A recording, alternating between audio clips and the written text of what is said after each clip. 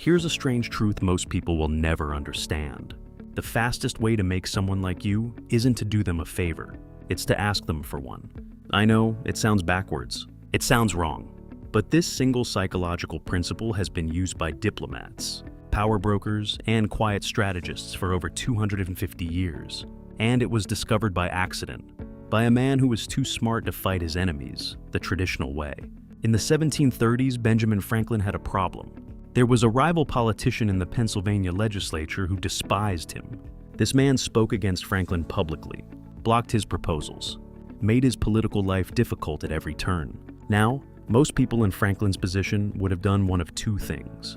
They would have either attacked back, starting a war of words and reputation, or they would have tried to win the man over with flattery, gifts, excessive kindness. Franklin did neither.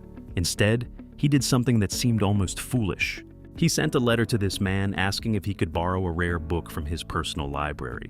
That's it, a book.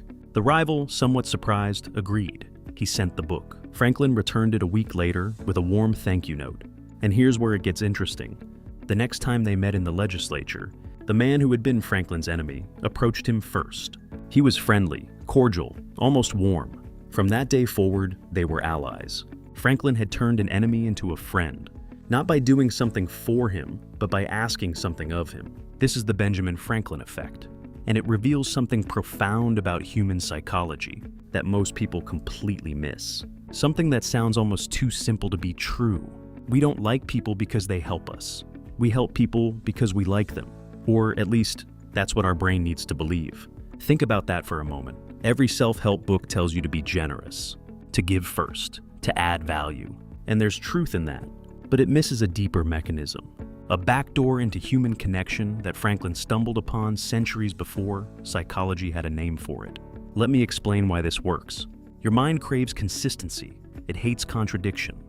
When you do a favor for someone, your brain asks a simple question. Why did I just help this person? And it needs an answer that makes sense. If you helped someone you supposedly dislike, your brain faces a conflict. I don't like them, but I just went out of my way for them. That doesn't add up. So, your brain does something remarkable. It rewrites the story. I must actually like them. Otherwise, why would I have helped? This is called cognitive dissonance resolution. Your brain will change your feelings to match your actions, not the other way around. Now, here's where this becomes a weapon in your hands. Not a weapon of manipulation, a weapon of quiet influence. Because most introverts, most deep thinkers, they approach social conflict the wrong way. When someone dislikes them, they try harder. They become overly nice, overly accommodating. They bend themselves into shapes trying to prove they're worth liking, and it never works. In fact, it usually makes things worse, because excessive giving doesn't create respect. It creates suspicion. When you're too eager to please, people don't think, wow, they must really value me. They think, what do they want from me? The Benjamin Franklin effect flips this entire dynamic. Instead of proving your value by giving, you invite them to invest in you. An investment creates attachment. This is architecture, not begging. You're not asking for approval. You're creating the conditions where approval becomes inevitable. So, how do you actually use this? Let me give you the blueprint. First principle, the request must be small and specific. Franklin didn't ask his rival to fund a project or make a public endorsement. He asked for a book, a simple, low-risk favor that was easy to say yes to. The smaller the ask, the easier it is for them to comply. And compliance is the doorway. Once they've done one small thing for you, the psychological shift begins. Ask for directions, ask for a recommendation. Ask to borrow something minor. Hey, you seem to know this area well. Do you know a good place to grab coffee around here? I noticed you've read that author before. Which book would you recommend I start with? These feel like nothing, but they're not nothing. They're invitations for someone to help you, and helping you changes how they see you. Second principle, choose something that highlights their expertise or status. This is crucial. Franklin didn't ask to borrow just any book. He asked for a rare one. This was subtle flattery, without being flattery. It communicated, I see you as someone with knowledge and resources I respect. When you ask for help in someone's area of strength, you're not diminishing yourself, you're elevating them.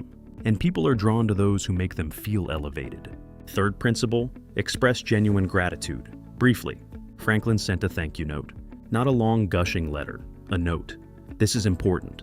If you overthink, you undo the effect. Excessive gratitude signals that you feel inferior, that you're surprised they helped you.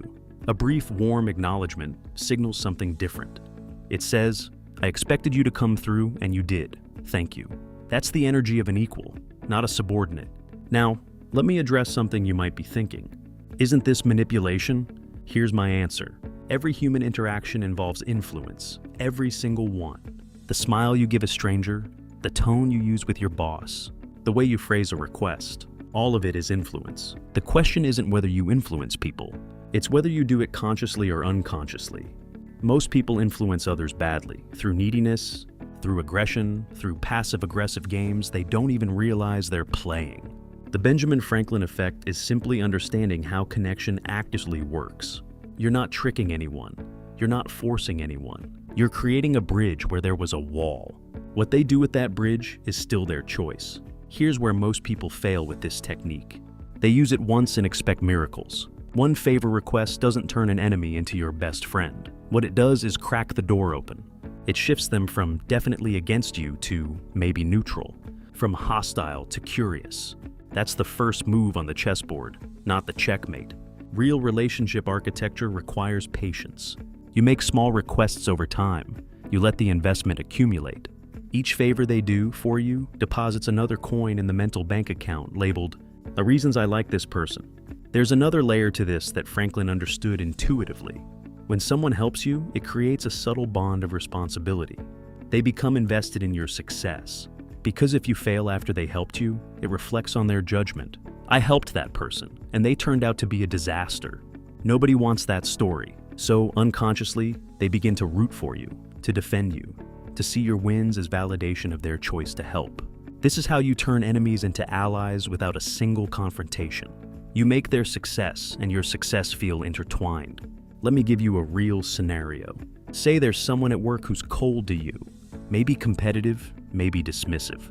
You can feel the tension every time you're in the same room. The instinct is to either avoid them or try to impress them. Both are wrong. Avoidance lets the negative dynamic calcify. Trying to impress them makes you look desperate. Instead, find something small they know that you genuinely want to learn. "Hey, I noticed you handled that client situation really well last week. I've got a similar meeting coming up. Any advice?" You've just done 3 things. 1. You've acknowledged their competence without being sycophantic. 2. You've given them a low-effort way to help you. 3. You've started the cognitive shift. They helped you. Now their brain needs to justify why. And the easiest justification is, maybe they're not so bad after all. This works in families, in friendships that have grown cold, in professional rivalries that feel stuck. Anywhere there's a wall, this technique can begin to dissolve it. Yes, I want you to try something this week. Think of one person in your life who's been cold, distant, or difficult. Not your worst enemy. Start smaller. Find one genuine thing you could ask them for. Something small, something in their wheelhouse. And ask, watch what happens. Not immediately. Give it time. Notice if the temperature between you shifts, even slightly. If you've tried this before, or if you try it after watching this, leave a comment. Tell me what happened. I read every single one. Here's the final truth. Franklin understood that most people never will. You cannot force someone to like you, but you can create the conditions where liking you becomes the path of least resistance for their own mind. That's not manipulation. That's architecture. You're not building walls, you're building bridges, and you're letting them walk across first. If this shifted how you see social dynamics, hit the like button. It tells the algorithm to show this to more quiet people who need to hear it. Subscribe if you want more strategies for navigating a loud world with quiet power. And share this with someone who's been trying too hard to win people over the wrong way. Stop proving yourself. Start letting others invest in you. Build your life silently.